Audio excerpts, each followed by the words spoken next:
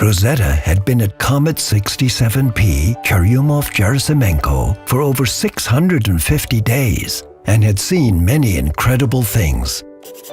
She had mapped the entire surface of the nucleus and spotted dramatic changes over time. Rosetta followed the comet as it got ever closer to the sun and saw more and more gas and dust streaming from its surface.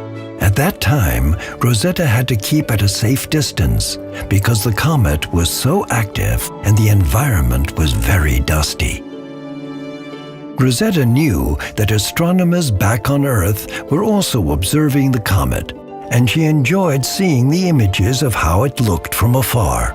It made her realize just how vast the comet's tail was, over 10 million kilometers. She explored some of the tail herself on excursions that took her over 1,000 kilometers from the nucleus. There, she studied how the stream of charged particles flowing from the sun affects the comet.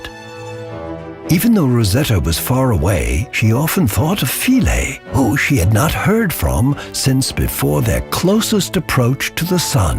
She hoped that he had also enjoyed the view on the comet when it was most active. Later, as they moved back towards the outer solar system, the comet became less active and it was finally safe for Rosetta to get closer again. Whenever she flew over Philae's home, she listened out for any signals from him. She wanted to tell him about the amazing discoveries that the scientists back home had made using the data he had collected down on the comet. They had found the surface to be much harder than expected, and that the comet contained many ingredients, including some complex molecules that could be the building blocks of life as we know it on Earth. Even though Rosetta could not see or hear Philae, she tried to make contact with him just in case he was listening. But unfortunately, they could not seem to get connected. Perhaps Philae had fallen back into a deep sleep, or maybe his radio was broken, but she was still very proud of him. After all, he had accomplished so many of his important tasks on the comet, and he was understandably tired. Rosetta, too, had made many exciting discoveries in the last year.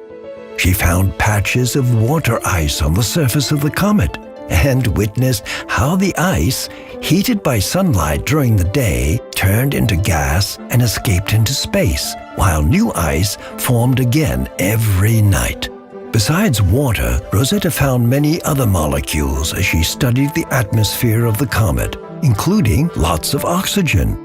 Scientists were very surprised to find so much. They thought that most of the oxygen would have reacted with other atoms. But perhaps it had been locked into the ice when the comet formed 4.6 billion years ago. The scientists were excited by what this discovery could tell them about the history of the solar system.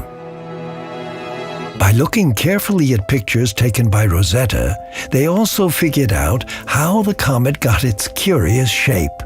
It likely happened when two smaller comets slowly crashed into each other billions of years ago. The scientists had also long wondered how the comet looks like from the inside. To find out, they studied the radio beams that Rosetta and Philae had sent to one another through the comet. They also measured how the signals that Rosetta sent back to Earth changed as the comet's gravity gently tugged on her while she flew around it. These experiments showed that the comet had no caverns under the surface larger than 100 meters. In fact, it was made up of a mix of loosely packed dust and ice grains on the inside. The comet was fluffy under its hard crust. Rosetta was thrilled of having made such great discoveries, but there was still a lot of work to be done. Rosetta only had a few more months left to make the most of her extraordinary mission before the grand finale. Far from the energy of the sun, Rosetta too would come to rest on the surface of the comet. But that's another story.